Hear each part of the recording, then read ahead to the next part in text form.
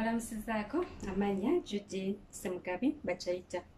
Nga leero era tukyasoma akatabo kaffe akayitibwa Ndikumu Okulya. Kano nno kawandiikibwa Solomon Ike Mpalanyi. Leero tugenda kusoma ekitundu kyaffe ekyokusatu. Kantandike n'akatundu akasooka mu kitundu kyaffe ekyokusatu. Omutwe gugamba nti ngwa ku kibambulira. Obuto kibi nnyo era kyebava bagamba nti akuvuma obuto tasaako magufa. Buli kalungi taata ke yafunanga ng'akatuwaako tetwamalanga bbanga ddene nga tetulidde ku nnyama oba byannyanja. Naye ekyagenda okumpemula n'enswala n'enswaluka n'ensula ku bisago saakimanya. Lumu obudde bwali buwungeera, taata n'atuweereza ekiyungula ky'ennyama. Ye jjajja olw'okubanga yayagalanga nnyo ennyama enkalirireko, kyeyava agisiba ku lwayi n'agisisa ku kyoto eyitemu akaliro tulyoke tugirye enkeera ku kyeggulo ng'ewotose. Nze nno entekeko eyo saagisiima. Nali njagala kwegajambulira ku nnyama kwolwo lwennyini anti nga n'endikirya jjo baakimutikka. Nalaba jjajja akoze atyo nange kwe kugamusalira. Bwe natuula ku kyoto leero saaseguka. Ye bwe yawuliranga ng'omugongo gumufuuyiridde kwe kugenda ku kiriri kye n'agalamira nga bw'anywa ne taaba we. Nalaba wayiseewo akabanga nga n'ennyama ekazeeko ekitundu, kwe kuggyayo akambe kaffe ne ntandika okusala nga bwe ndya, nga ndowooza nti jjajja yeebase. Nasooka kusalako obunyama obwali bulengejja bwonna ne mbumalako, ne ntuukiriza olugero olugamba nti ey'omuluvu tebaako bulengejja.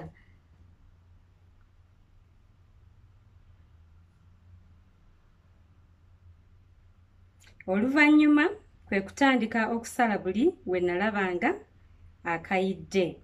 Naye mba ŋŋenda njikekejjula ntyo ne ŋŋenda nsala akafi akaalimu essavu eryali liyidde ennyo n'enkakuba mu ttama, nagaayaamu ebiri n'emmira. Kaagamba nti tondabanga, ne kagenda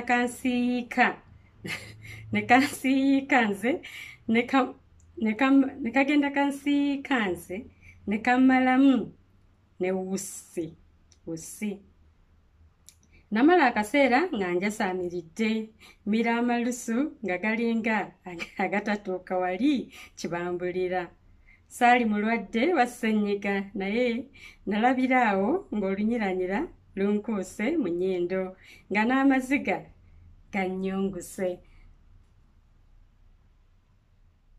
Nalowooza ebintu bingi naye nga byonna temuli kirungi kiyinza kumponya bulumi mu kiseera ekyo. Naye oluvannyuma kwe kujjukira omubisi gwa jjajja ogwali mu ndeku. Amangu ago kwe kusituka ng'omwokyeko omuliro ne ŋŋenda ngunywa neevubirize obubalagaze. Bwe namala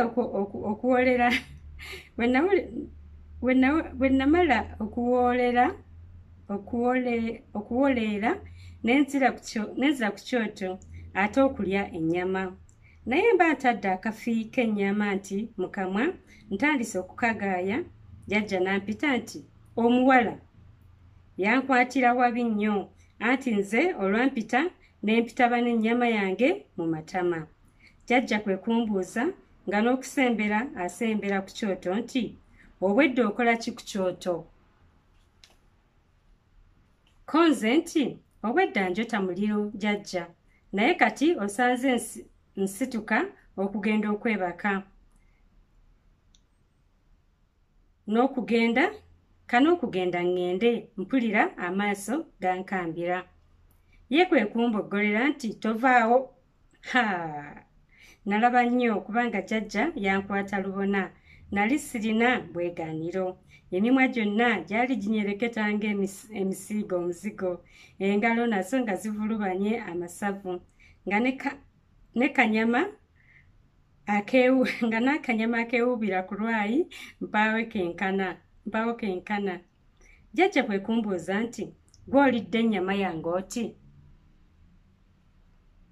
Konze nti nze obwedda ndi wano njota bwosi muliro. Ennyama sinnagifiirako ddala. Jjajja bwe yalaba neegaanidde ddala ntyo n'anyiiga nnyo era kwe kuŋŋamba nti kale beera awo nkomewo.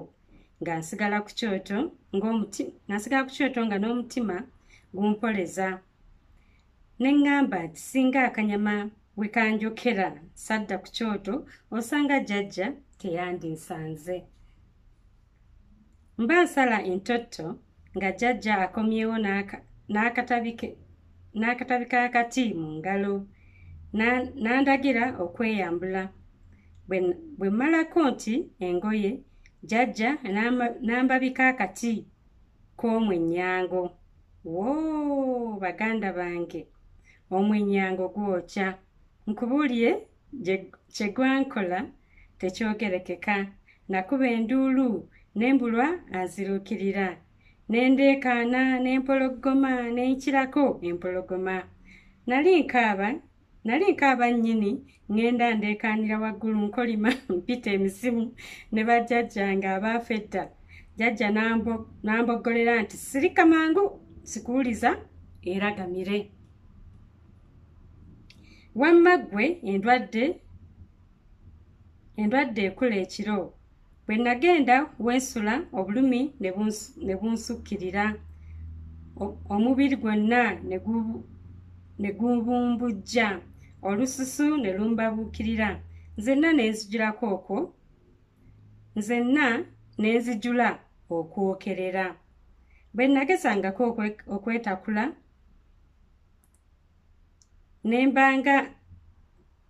nembanga eyeeyisaako olunyata oba olwejje lw'amazzi. Nkubuulire n'enkaaba amaziga ne gabula okunzigwa mu kiwanga. Naye kiro ennyo nejjusa nti oba singa nayogera amazima oba oli awo sandigudde ku kibambulira. Era ne neevuma nnyo endowooza eyansinza amaanyi n'esalawo okulya ennyama obwomu, so nga yali yaffe babiri. Oluvannyuma nga wayiseewo ennaku 3 nenneeneyeza jjajja era ne mwetondera nnyo olw'ekikolwa ekibi ekyo kye nakola.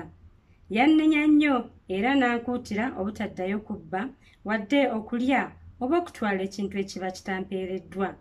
Okuva olwo n'okutuusa gye ndi eno kati nagamba nti alinda banzizeeyo okubba.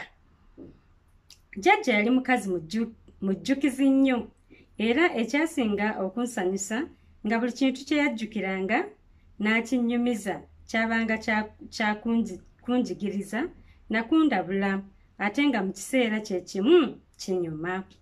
Waliwo lwe yannyumiza omwana eyatunula ekiwekete ng'empisa eringa eyagala. Waliwo lwe yannyumiza omwana eyatunula ekiwekete ng'empisa eringa eyagala okuwalampa omuti. Ng'empisi eringa eyagala okuwalampa omuti kwe yali yeewanise emwanuleyo ekuuliite naye era emulye ng'awulira. Yatandika bw'ati nti